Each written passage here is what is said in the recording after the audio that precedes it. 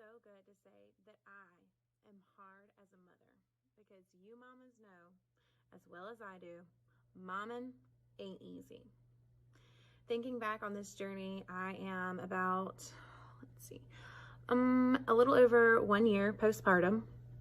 I honestly am just blown away by the progress that I have made in such a short period of time. The progress that I've made both physically, but most importantly, mentally, has been just mind-blowing. I know that everybody has a different story, but I set out on my journey. After I was pregnant, I was determined that I was not going to go through depression and anxiety. I was going to stay healthy, stay active. I had always had a pretty, active lifestyle. I always tried to go to the gym, always tried to get a little bit of exercise and eat healthy before pregnancy. And so I was determined to do that after pregnancy. Little did I know that it was going to be a lot different with a child, much less a newborn. So I started out doing the shake diet just because that was the easiest thing for me to grab and go. I was looking for something that I could just not have to think about, that wouldn't require a ton of thought, that I could just, like I said, grab it and go. So I started with the shakes, and it started off great until I had to eat with other people, and until other people started inviting me to go eat, and other people brought me food for coming to see my baby. And so I fell off that bandwagon, and I realized that that just wasn't the journey that I needed to take. And then I had decided, okay, I'm going to start walking in my neighborhood.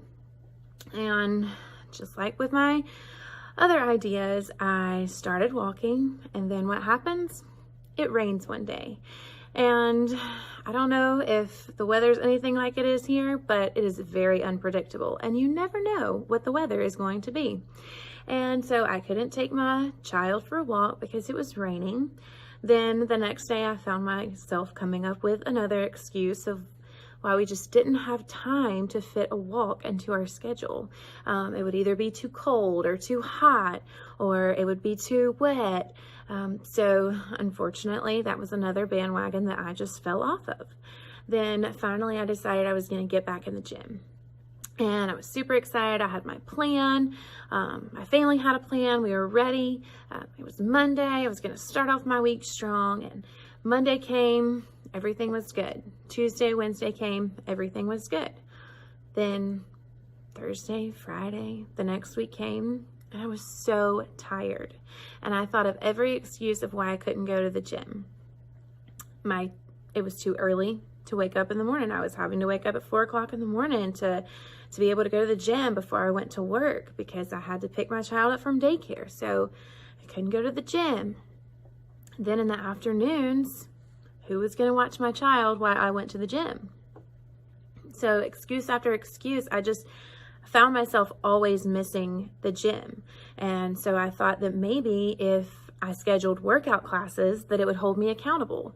But unfortunately, that just ended up beating me down even worse, because I was so hard on myself for having to miss those classes. Because as well as I do, when you're a mom, things happen. Your schedule never goes as planned, and it never goes how you wanted it to go. Your child gets sick. They call you from daycare. You wake up late. You have to work late.